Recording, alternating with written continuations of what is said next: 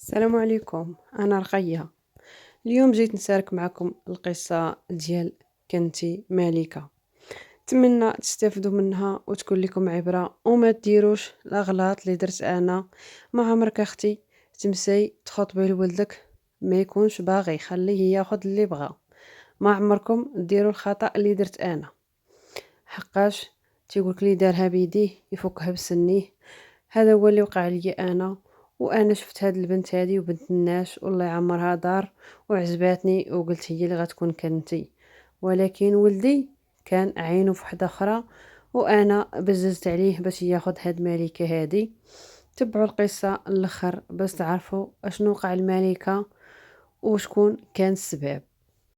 السلام عليكم البنات، كي دايرين؟ لاباس عليكم؟ هانين بخير؟ نتمنى تكونوا بخير وعلى خير. وهذا لا فيديو لقاكم يا ربي في احسن الاحوال. ومرحبا بالناس القدام والناس جدد كيما العاده. اللي دخل جديد ما ينسانيش من لي لايك ولي كومونتير، واللي ما مشتركش يشترك فضلا وليس امرا الا عجبتكم القناه من طبيعه الحال. اليوم جيت نشارك معكم القصة ديال ملكة، نتمنى تستافدوا منها وتكون لكم عبرة.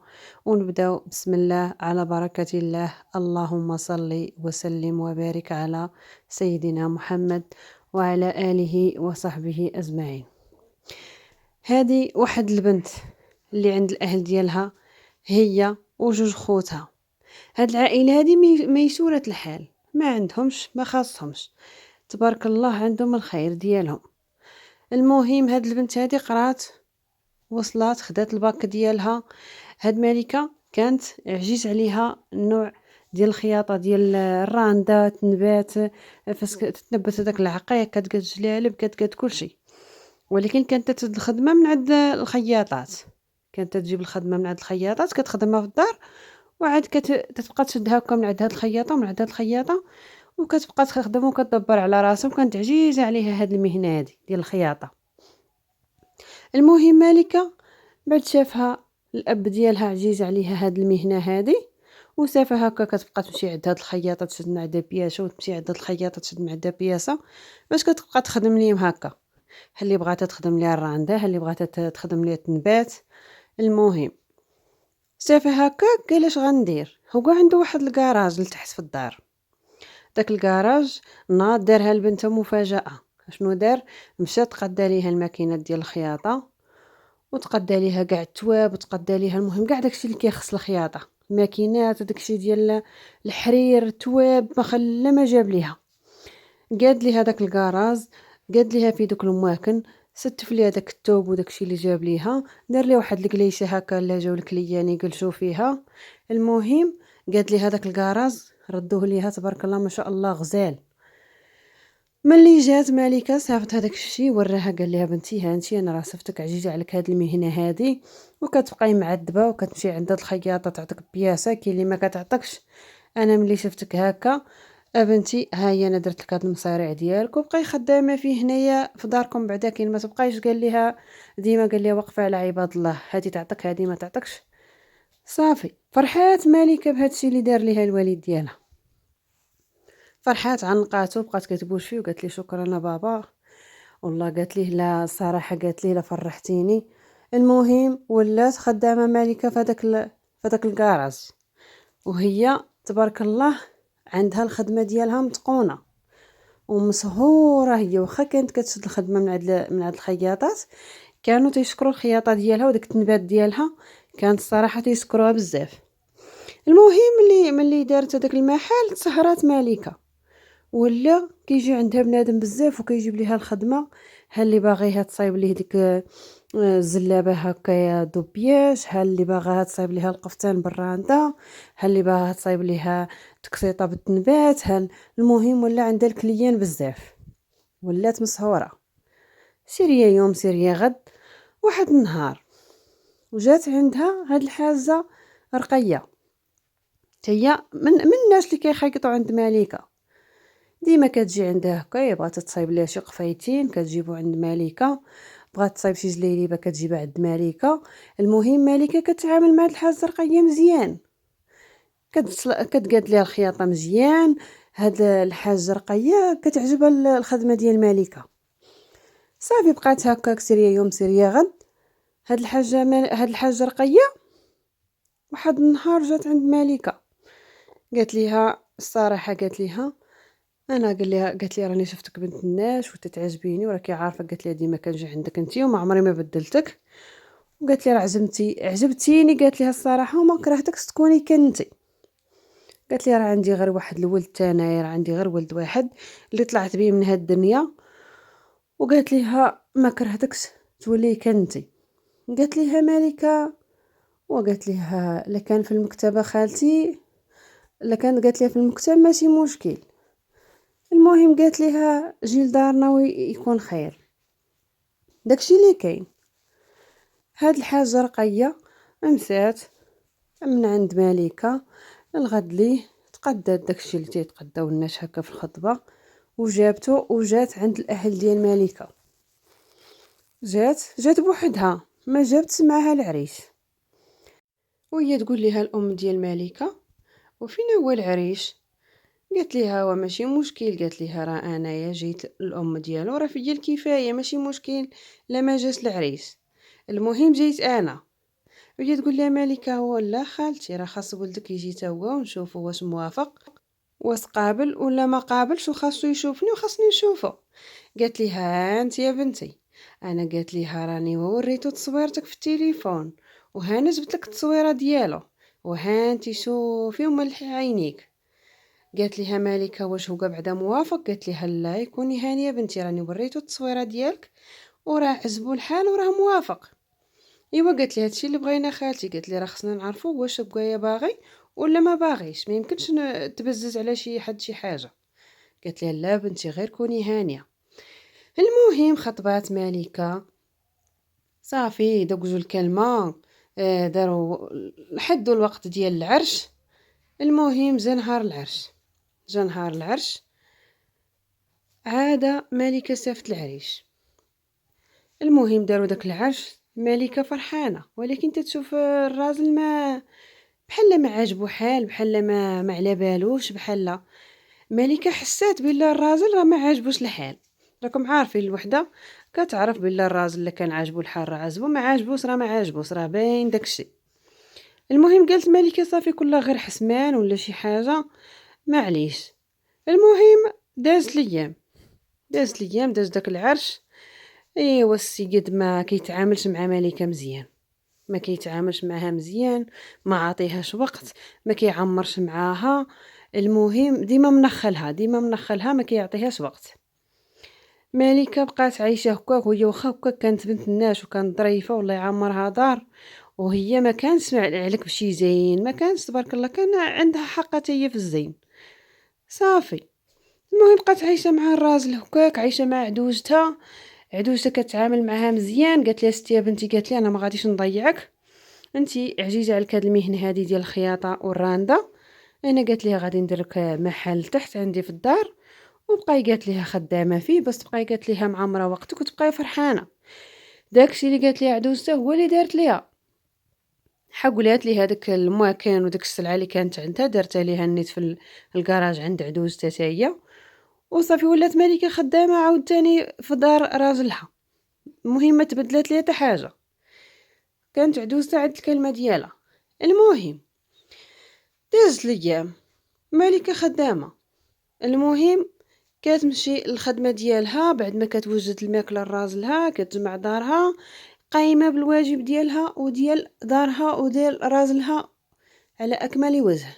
صراحه ماشي زعما تقولوا راه خياطه ولا شي حاجه، هامله راجلها وهامله راسها ولا هامله دارها، المهم قاده بالصغال ديالها.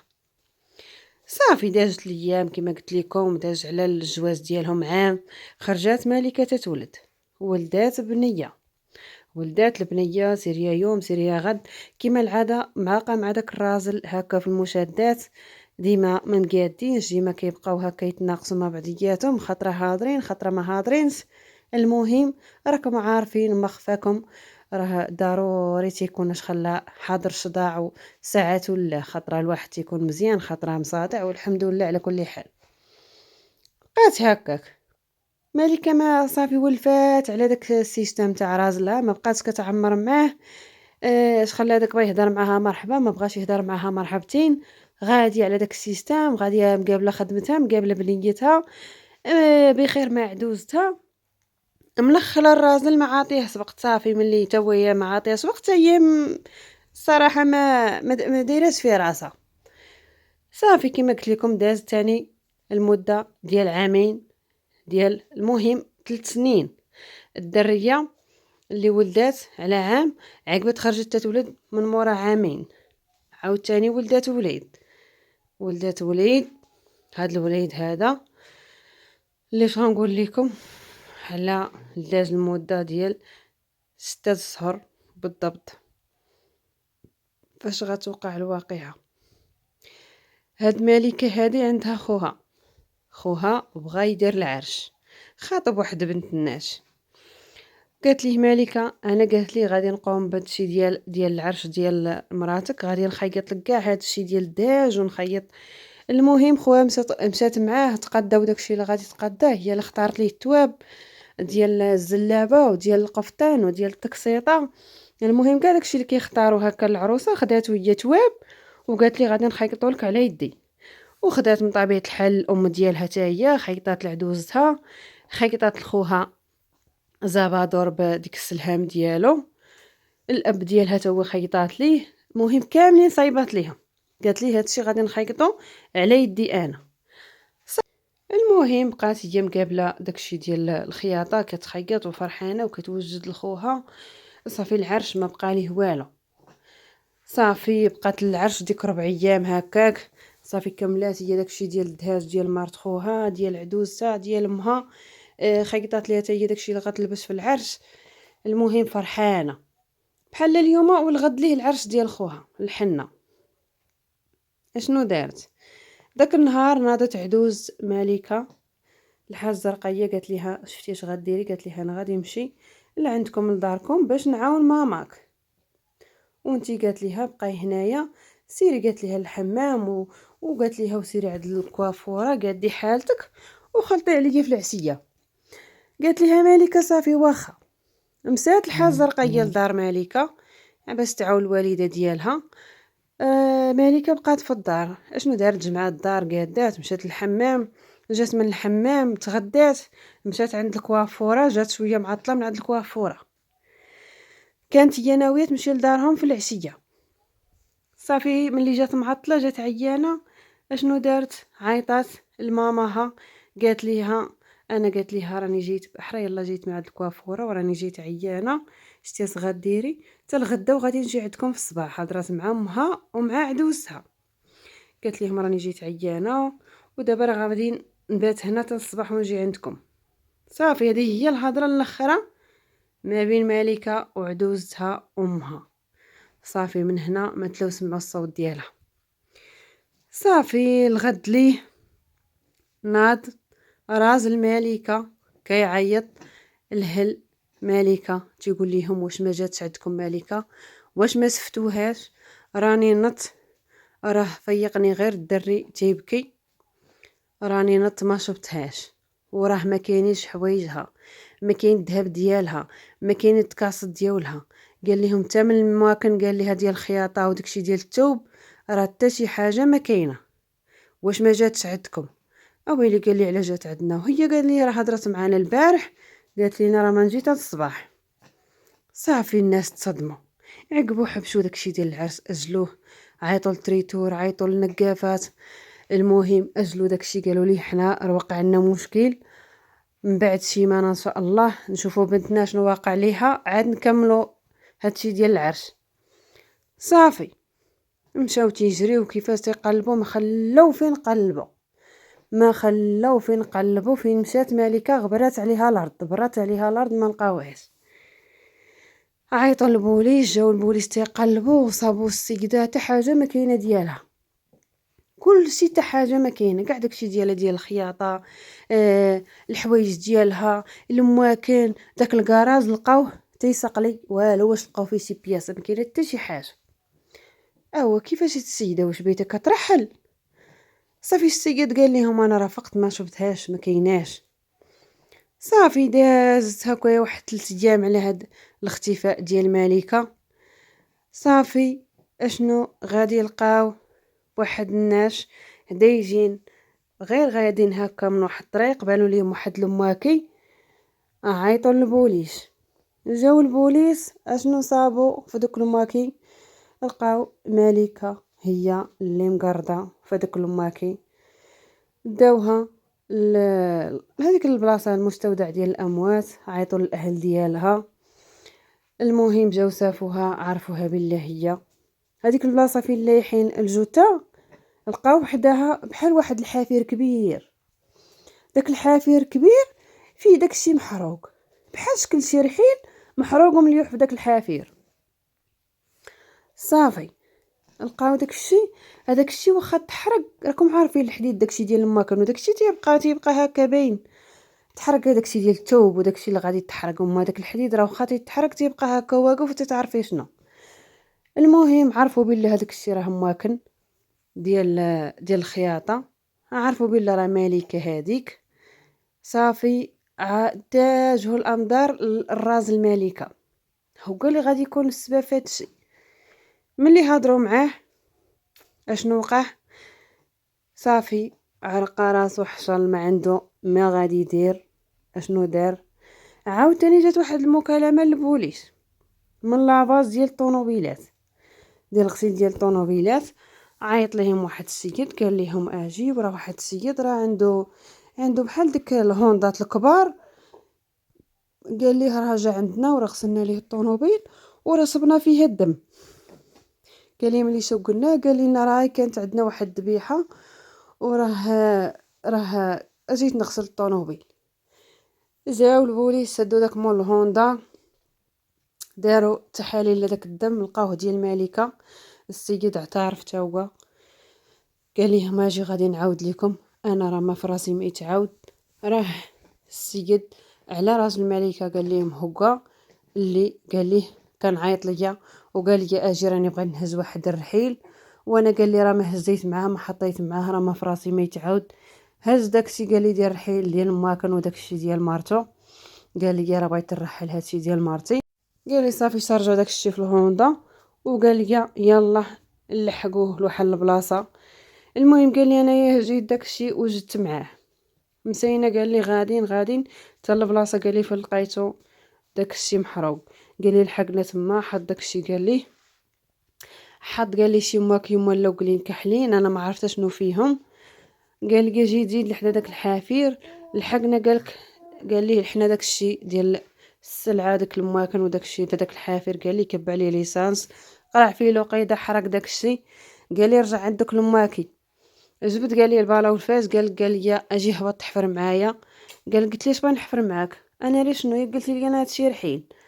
قال لي انت راك مسارك معايا في الجريمه، وانا راني قتلت مراتي، وانت راك معاون معايا، ودابا غتجي تحفر معايا باش ندفنوها.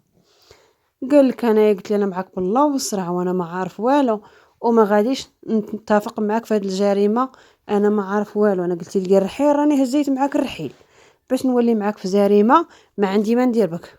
قال لي صافي ماشي مشكل. قبل حكى لك ديك البالو الفاس في الطوموبيل وجدنا. قال لي خلى الماكي ما تلاش دفنهم، ملي ما بغاش نحفر معاه ما تلاش دفنها. قال لك تيعاود لي قال لي هاك دابا 2 المليون، وغادي نجيب لك الصباح، غادي نجيب لك 4 المليون الاخرى، ولكن ما شفتيني ما شفتك. صافي قال لي انا طمعت صافي شديت من عند الفلوس وميكت. صافي مشاو شدوا راس الملكه كما قلت لكم، اعترف قال لهم انا السيده امي اللي خداتها ليا، وانا ما كنتش باغيها وما عمري ما بغيتها، وانا قال لي من نهار تزوجت بها وانا معها في صداع، وانا اصلا قال لي كنت مع واحد السيده امي اللي خاضتها ليا.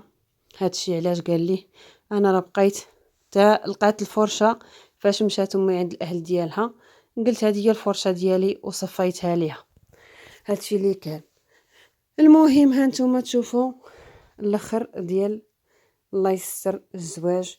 شو وحده اش خلى داك عجباتها هي وولدها ما عاجباش، وفين ولات في مشكل، صدقت مضيعه بنت الناس، وولدها صدق ماشي للحبس على اساس هي عجباتها البنت. واش انت اللي غتاخديها اختي ودخلي سوق راسك؟ خلي ولدك عجباتو شي وحده ياخدها ولا تاخدو منو ليها. ما تبقاوش تدخلوا راسكم في هذا الشيء، حقاش تتوليو مضيعين شخليها داك شحال من واحد الله يستر. ها نتوما، ها هو دابا باش يتفك منها صدق مصفيها ليها. اخويا ما عجباتكش النهار الاول خليها البنت عند اهلها، ما تاخدهاش من النهار الاول، اش حبسك تصدقتي مصفيها ليها، هي مسكينه ما في ذنبها، ما عندها تا ذنب في هادشي كامل. المهم عدوز تشاركت معنا هاد القصه هادي، وقالت لك تنصح العيالات ما عمركم تدخلوا في ولادكم، بغى ياخد شي وحده خليه منه ليها. انا قالت لك ندمت وضيعت هاد بنت الناس هادي، واللي ما تشتاهش قالت لك هادشي اللي وقع عليها. نتمنى قالت لك هاد القصه هادي ديال كنتي تكون لكم عبره وتستافدوا منها، وما تبقاوش تزوجوا ولادكم البنات اللي ما باغينهمش، خلي اللي بغاشي ياخدو. هذه هي القصه ديال رقيه. ولدها دخلوه، خلى داك شد 30 عام ديال الحبس. هذاك اللي عاونو واخا ما كانش عارف، راه عقب عرف وش خلى هذاك وخبى الجريمه، تا هو شد عطاو 15 عام ديال الحبس. وهذه هي القصه ديال مليكه. نتمنى تستافدوا منها وتكون لكم عبره، وتبقاو تدخلوا شويه سوق روسكم، وما تبقاوش تزوجوا ولادكم باللي ما بغاوش. هذه هي القصه ديال رقيه. نتمنى تعجبكم وتستافدوا منها كما قلت لكم. ما تنساو ناس تخليو لنا الاراء ديالكم في لي كومونتير، وديروا لايك باش يطلع الفيديو. الله يجازيكم كل خير، اللي ما مابونيش يتابونا باش يبقى دائما يتوصل بالجديد. الا عجبتكم القناه من طبيعه الحال، هاي وهادشي اللي كاين. تلاقاو ان شاء الله يا ربي في قصه اخرى للعبره. مع السلامه.